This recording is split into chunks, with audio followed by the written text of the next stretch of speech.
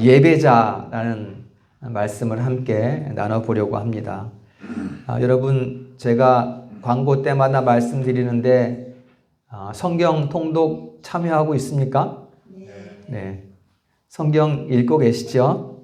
가까이 하고 항상 우리가 하나님 말씀에 가까이 해야 할 의무이고 또 책임이고, 그래야 우리가 삶 가운데에서 은혜를 누리고 세상 사람들과는 다른 성도의 삶을 살아갈 수가 있을 것입니다. 한 번쯤은 통독을 다 해보셨을 거예요.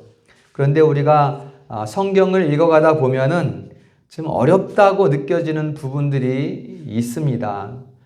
성도님들은 어떤 부분에서 어렵다, 좀 이해가 안 된다, 그런 부분들이 어느 곳인지 한번 생각해 보시면 좋겠어요. 우리가 창세기를 읽고 또 출애굽기까지는 잘 읽지만 그 다음 레위기에 들어가면 도대체 이게 무슨 말인지, 왜 이렇게 복잡한지, 무슨 제사를 이렇게 많이 하는지 참 난해한 부분들이 시작이 됩니다. 율법이나 제사나 이 생활 규례들을 설명하는 부분들이 바로 레위기에 들어있기 때문이지요. 특히 제사법이나 절기에 관한 내용이 너무 어렵고 복잡하다 보니까 연초에는 통독을 시작했지만 레위기에 가서 그냥 포기해버리고 마는 그런 일들이 성도들에게 종종 일어나고 있는 것을 우리가 알 수가 있습니다. 하지만 이런 율법이나 제사나 절기에 관한 내용은 성도의 생활에 매우 실질적인 부분들이기 때문에 한편으로는 이 땅을 살아가는 우리들에게 가장 중요한 말씀이다, 이렇게 우리가 생각할 수 있습니다. 그래서 이런 내용들을 읽을 때는 빨리 읽어갈 것이 아니라 천천히 이해하면서 읽어가면 하나님과 관계된 삶을 살아가는 우리에게, 우리 신앙생활에 매우 큰 유익이 될 수 있을 것으로 생각이 됩니다. 오늘 본문도 절기 제사에 대한 설명이죠. 그래서 오늘은 상번제 또 6월절, 77절 제사의 의미를 한번 생각해 보고자 합니다. 먼저 상번제입니다. 상번제가 나와요. 이스라엘 절기는, 이 제사에는 아주 많은 제물을 가지고 와서 제사를 드립니다. 오늘 무교절 또 6월절이죠. 6월절과 무교절은 한 묶음이죠. 무교절과 77절 제물은 오늘 나타나고 있습니다. 수송아지 2마리, 순양 1마리, 1년 된 순양 7마리를 드려요. 그리고 소제와 전제를 함께 드립니다. 소제는 곡식을 빵 고운 가루를 얘기하는 거예요. 우리 밀가루 있죠? 그렇게 가루를 만들어서 곡식을 드리는 게 소제고, 전제는 기름이나 포도주 같은 액체로 드리는 그런 제사를 전제라고 말합니다. 오늘 본문 가운데에 10분의 1을 드리고 10분의 3을 드리고 이런 거 있잖아요. 이게 소제에 관한 부분입니다. 에바라는 단위가 있어요. 1에바는 21리터인데, 약 21리터인데 10분의 1이라고 하면은 10분의 1 에바를 드린다는 거예요. 그러니까는 약 2.2리터를 드린다는 말이 되는 것입니다. 10분의 2라고 하면 4.4리터, 약 4.4리터를 곡식을 빻아서 드리는 게 소제가 되는 것입니다. 이렇게 많은 제물을 드리고 그 다음에 여기다가 속죄 제물로 순염소 1마리를 또 드려요. 이게 절기에 드리는 제사 예물들이고요. 그 다음에 이러한 절기 제사 외에 상번제라는 제사가 있습니다. 상번제는 절기 제사 말고 매일매일 드리는 제사예요. 여기에는 아침에 양 1마리, 저녁에 양 1마리를 이렇게 드립니다. 그래서 전체 제물을 드리는 순서는 먼저 상번제로 양 1마리를 드리고, 그 다음에 앞에 소개해드린 절기 제물을 다 드리고, 그러면 저녁 때가 되겠죠. 그 다음에 다 드린 저녁 때에 상번제로 양 한 마리를 다 드리게 되면은 이제 그 날의 제사가 끝이 나는 거예요. 마무리가 되는 거예요. 굉장히 하루 종일 분주하고 복잡할 거예요. 한두 마리가 아니다 보니까 하루 종일 제사를 드리고 제물을 드리는 그렇게 되는 거죠. 그런데 이러한 복잡한 제사를 구약 백성들은 경건하게 드렸어요. 거룩하게 자신을 정결하게 해서 이 제사를 매일 드렸다는 것입니다. 여러분, 그런데 우리가 드리는 이 예배의 의미가 이 제사에 있다는 것을 우리가 기억을 해야 합니다. 예수님께서 친히 제물이 되셨기 때문에 지금 우리가 양을 잡거나 염소를 잡거나 그러진 않지만 예배에 참석하는 그 자세가 바로 이러한 제물을 드리는 그런 자세가 되어야 된다는 것입니다.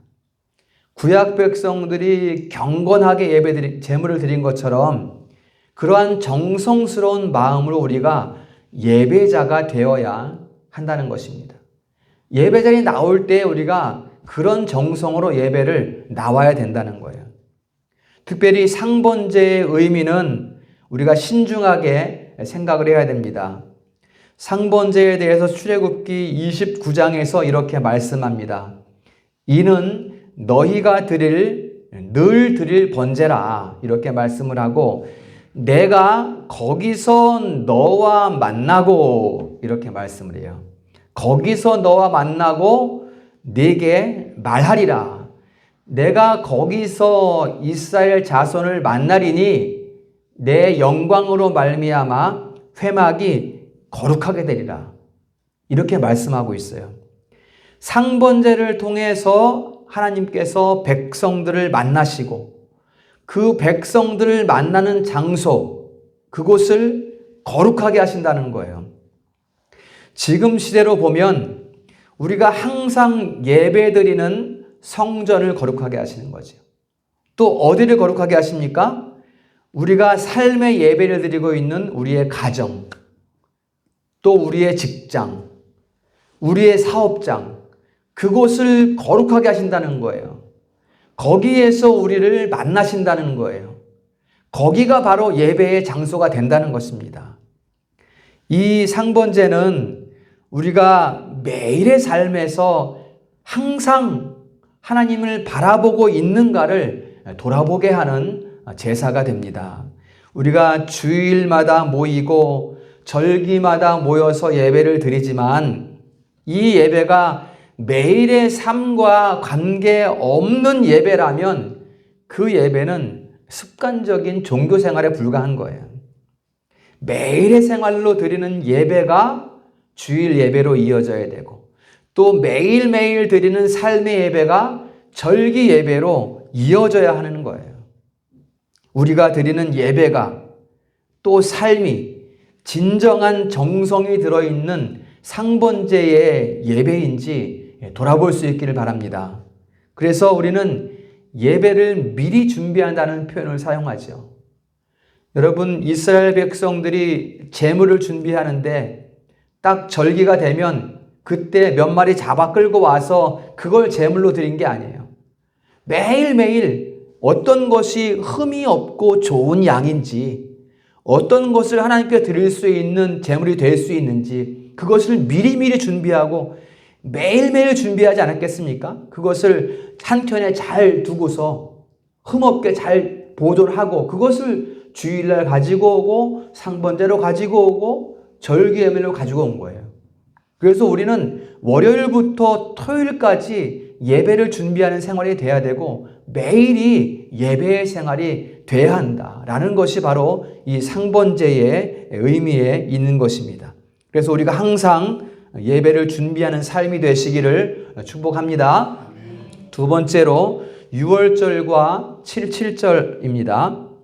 6월절은 우리가 잘 알고 있죠. 1월 유대인 종교력으로 1월 14일입니다. 그리고 1월 15일부터는 일주일 동안 무교절이 시작됩니다.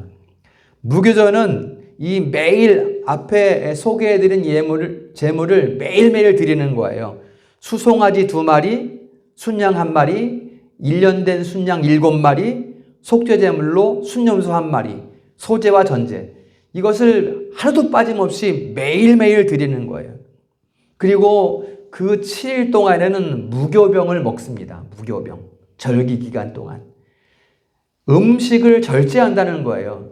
누룩이 들어가지 않은 빵을 먹는 거예요. 음식을 막 먹는 게 아니라 딱 그것만 먹고 자신을 절제하는 생활을 한다는 거예요. 그리고 첫째 날과 일곱째 날에는 아무 일도 할 수가 없어요. 노동이 금지됩니다. 그리고 무교절 기간에 안식일이 포함되어 있어요. 그 안식일 다음 날에는 첫 보리 이삭, 보리의 첫 수확을 가지고 와서 하나님께 드립니다. 이게 초실절이에요. 초실절. 그리고 이 초실절부터 49일, 7주간이 지난 50일째 되는 날이 바로 77절입니다. 이 77절에는 밀의 첫 수확을 드립니다. 밀을 드리는 거예요. 우리는 7월 달에 이 맥추절로 지키는데 이 맥추절이 77절이거든요. 정확히 말하면 이 맥추절 날 드리는 이 예물은 보리가 아니고 밀이 되는 것이에요. 보리는 그 7주 전에 드린, 무교절에 드린, 초일절에 드린 것이 보리고 7절에 드리는 이 제물은 밀이라는 것입니다. 정확히 말하자면. 아무튼 우리는 보리 수확이든지 밀의 수확이든지 첫 수확에 대한 감사 예물을 항상 하나님께 드려야 한다는 거예요. 하나님께서는 이렇게 첫 수확을 시작할 때마다 예배로 나올 것을 명령하셨어요. 항상. 그런데 여러분, 우리가 깊이 생각할 것은 하나님께서 특별한 절기로 명령하신 이 예배 시기가 바로 추수기에 있다는 거예요. 추수기. 추수를 시작하는 바로 그 시기라는 것이죠. 가장 바쁜 시기라는 거예요. 추수는 좋은 날씨에 속히 거둬야 되죠. 만약에 벼이삭을 수확해야 되고 과일을 추수해야 되는데 비가 엄청나게 쏟아지면은 과일이 썩어버리죠. 또 큰 태풍이 오게 되면 9월달, 10월달에 태풍이 오는 경우가 있지 않습니까? 그렇게 되면은 과일이 다 땅바닥에 떨어져서 쓸 수가 없죠. 상품 가치가 없어요. 그러니까 좋은 날씨가 되면 속히 다 수확을 해야 되는 거예요. 그런데 이렇게 열심히 일해야 될 그 추수기에 일주일 동안 매일 제사를 드려야 돼요. 그리고 첫째 날과 일곱째 날에는 일을 하면 안 돼요. 노동이 금지되어 있어요. 가장 바쁘고 가장 중요한 시기에 하나님께서 이렇게 제사절기를 명령하신 이유가 뭘까요, 여러분? 여러분, 요즘에 교회에서 이런 이 추수기, 농번기 때 아무 일도 하지 말라 그러고 7일 동안 잔치하면서 이렇게 일도 못하게 하면, 사회생활도 못하게 하면 이거 큰일 나지 않겠습니까? 언론에 대서특필되고 이상한 교회 있다, 뭐 그렇게 말하지 않겠어요? 비유하자면. 그러나 여러분, 바로 여기에 축복의 비밀이 있다는 거예요. 하나님의 축복의 비밀이 바로 여기에 있다는 것입니다. 내가 가장 중요하게 여기는 것, 그게 시간이든지 그게 물질이든지 그것을 하나님 앞에 우선적으로 헌신하는 거예요. 이게 지금 하나님께서 우리에게 말씀하시는 거예요. 우선순위의 결단을 요구하시는 거예요. 여기에 축복의 비밀이 감추어져 있습니다. 사람들은 이해할 수 없어요. 그런 게 어디 있냐? 바쁜데 일해야지. 사람들은 이해하지 못하지만 하나님께서 보호하시고 이루시는 것을 여기에서 성도들은 체험하게 된다는 것입니다. 내 힘으로 뭔가 수고하기 전에, 내가 열심히 일하기 전에 먼저 하나님을 의지하는 자세, 삶의 자세, 이게 바로 축복의 통로가 된다는 것입니다. 나도 물론 열심히 힘써서 일해야 되겠지만 그 전에 너의 뒤에서 일하시는 너를 붙들고 계신 여호와 하나님을 기억해라. 네 곁에 있는 하나님을 생각해라. 이게 하나님께서 우리에게 말씀하시는 거예요. 그 하나님을 붙들고 그 하나님을 의지하면 곡식이 썩지 않도록 비를 멈추시는 거예요. 그 하나님을 의지하면 바람을 잡아주시는 거예요. 과일이 떨어지지 않도록 해주시는 거예요. 가정을 평안하게 하시는 거예요. 그 하나님을 의지하면. 직장과 사업장의 환경을 열어주시는 거예요. 그 하나님을 붙들면. 은혜가 되시기를 축복합니다. 그 하나님을 붙드셔야 됩니다. 그래서 우리는 일의 순서를 결정할 때 항상 신중해야 합니다. 내가 너무 분주한 생활을 살아가는 나머지 하나님의 이 말씀을 기억하지 못하고 내 뜻대로, 내 삶의 순서대로, 내 마음대로 결정하게 되면 오류가 나타나게 된다는 거예요. 그래서 우리가 항상 신중해야 돼요. 무언가 결정하고 순서를 정할 때는 우리가 신중해야 됩니다. 너무 분주하면 예배에 갈 수 없어요. 요즘 시대는 더욱 더 합니다. 그렇지 않습니까? 회사가 바쁘니까 주일날에도 출근해야 될 때가 있어요. 어쩔 수 없이 예배에 빠지는 경우가 있다는 거예요. 이것은 불가피한 상황입니다. 어쩔 수 없는 상황이 꼭 있다는 것이죠. 그러나 이러한 불가피한 상황일수록 우리는 더욱 신중해야 되고 더욱 분별력과 용기를 가져야 됩니다.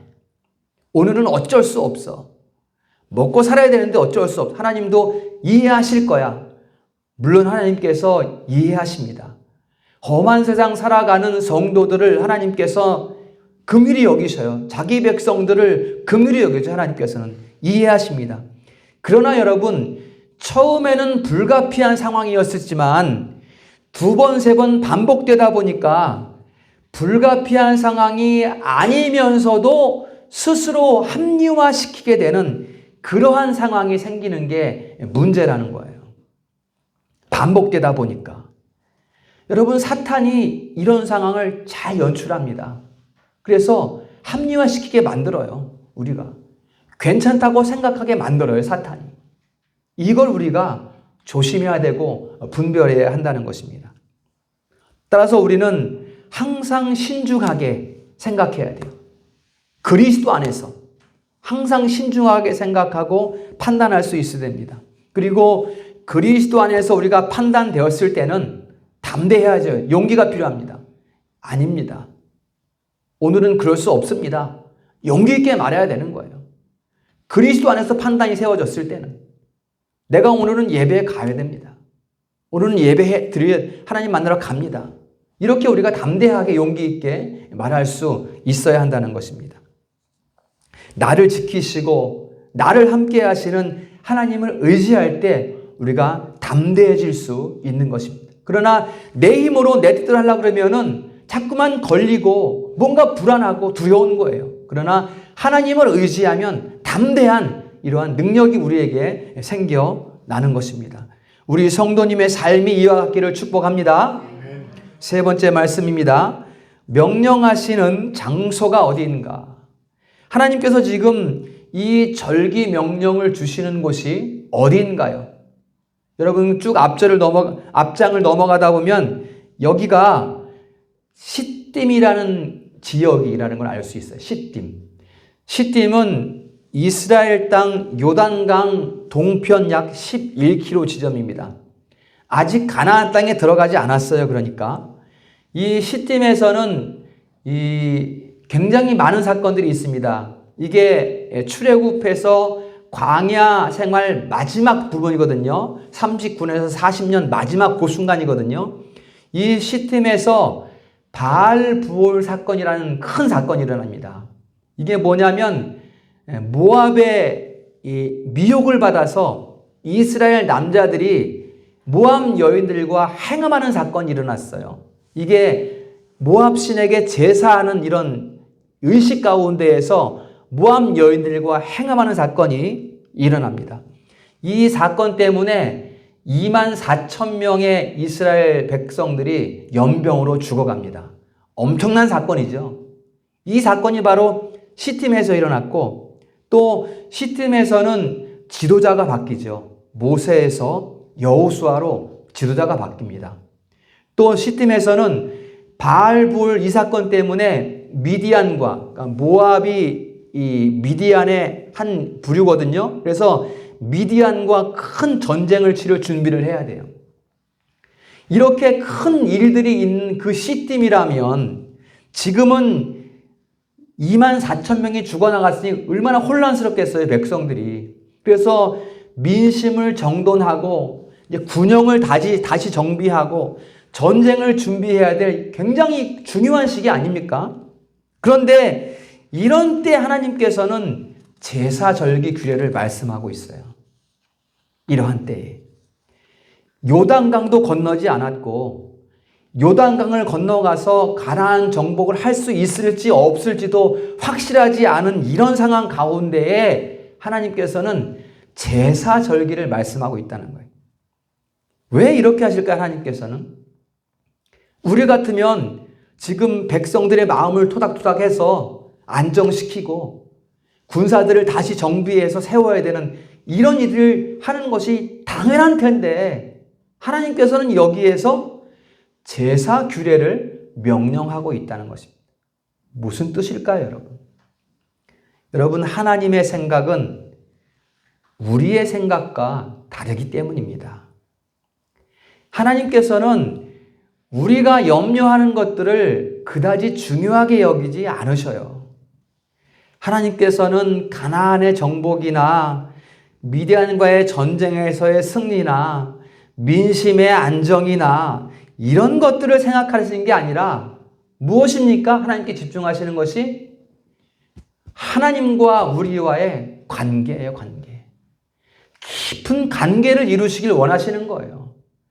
나머지는 하나님께 중요하지 않아요. 백성들이 중요해요. 너희들의 마음이 나를 바라봐라. 여기에 하나님은 집중하시는 거예요. 그러면 나머지는 문제가 되는 게 아니에요. 오직 하나님은 여기에만 집중을 하고 계시다는 거예요. 우리는 여러 가지 불확실한 상황들 가운데에서 불안하고 요동하고 있습니다. 그러나 우리가 중요하다고 생각하는 이런 염려들에 대해서는 하나님께서는 크게 문제 삼지 않는다는 거예요. 우리가 걱정하고 염려하면서 매달리고 있는 것들, 이런 것들 때문에 우리는 진짜로 바라봐야 될 것을 바라보지 못하고 있습니다.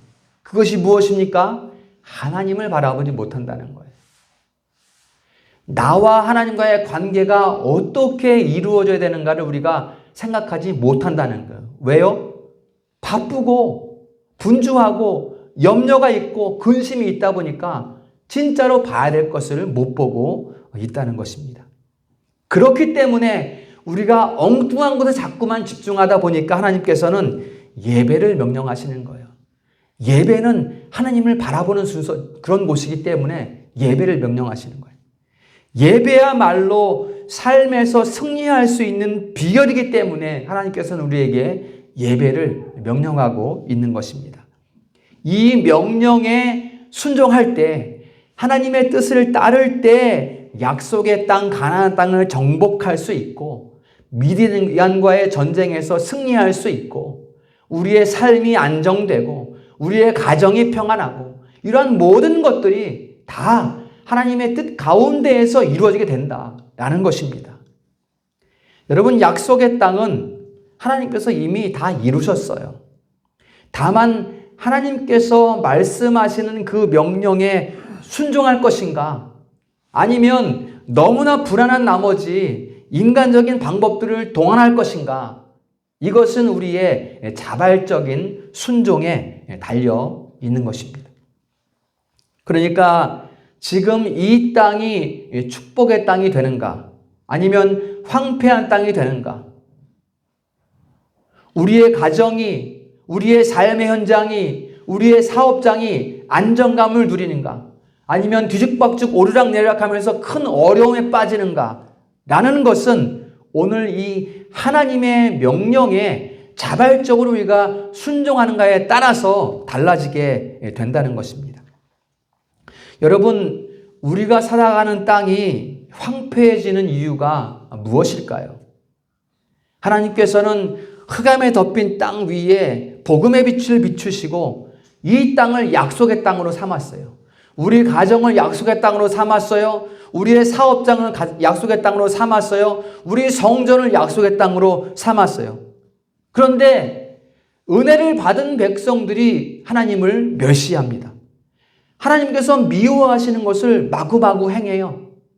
이 시대에 보면은 죄를 죄로 인식하지 않고 양심이 굳어졌어요. 마음과 뜻과 정성을 다하지 않는 습관적인 예배를 드려요. 그러다 보니까 그 땅이 황폐한 땅이 되어버린다는 것입니다. 오늘 하나님께서 절기를 거룩하게 지키라고 명령하시는 것은 너희의 삶을 돌이켜, 너희 민족의 삶을 돌이켜, 너희 나라의 삶을 돌이켜 뒤를 돌아보라는 거예요. 너희가 어떻게 오늘 여기에 있게 되었는가, 이것을 기억하라는 것입니다. 이게 바로 예배의 명령이에요. 우리가 기억해야 될 것이 무엇일까요, 여러분? 지금 이스라엘에게 말씀하고 있는 거예요. 너희가 기억해라. 돌이켜 나를 돌아보라. 이스라엘이 기억해야 될 것은 무엇일까요? 원래 있지도 않은 민족이었어요. 저 우상의 도시 갈대아 우르에서 아브라함이라는 한 사람을 불러서 그 사람을 통해서 이루신 민족이 이스라엘이에요. 이거 기억해라. 지금 너희가 얼마나 강대해져 있느냐. 그 한 사람이 그 갈대아 우르에서 나와서 이룬 민족이 바로 너희들인데 너희들 이거 기억해라 라는 거예요. 또 애굽에서 종살이하고 있을 때 10가지 기적을 베푸시면서 거기서 종의 신분에서 끌어내 주신 그 은혜를 기억하라는 거예요. 또 광야 생활 가운데에서 불기둥과 구름기둥으로 너희를 어떻게 보호하셨는지, 거기서 너희를 어떻게 먹이셨는지, 반석을 쳐서 물을 내서 먹이시고 메추라기를 불러들여서 고기를 먹게 하시고 밤마다 만나가 피게 해서 다음날 새로 그 만나를 걷어 먹게 하시고, 기억하라는 거예요. 이거 너희가 어떻게 오늘날 여기에 머물게 되었는지를 기억하라는 것입니다. 여러분, 이 기억하라는 명령은 우리에게도 동일하게 적용됩니다. 여러분, 우리가 오늘 어떻게 여기에 존재하고 있습니까? 우리가 어떻게 오늘 여기에서 함께 이렇게 예배할 수 있습니까? 이거 하나님의 은혜인 것을 기억해낼 수 있어야 됩니다. 또 우리가 나의 인생 여정 가운 이스라엘 백성들이 구름기둥과 불기둥으로 보호받고 그 긴 험한 세월을 살아올 수 있었던 것처럼 내가 나의 인생 여정 가운데 하나님께서 어떻게 나를 보호하셨나, 나를 오늘 되기까지 어떻게 인도해 오셨는가, 이것을 기억해야 돼요.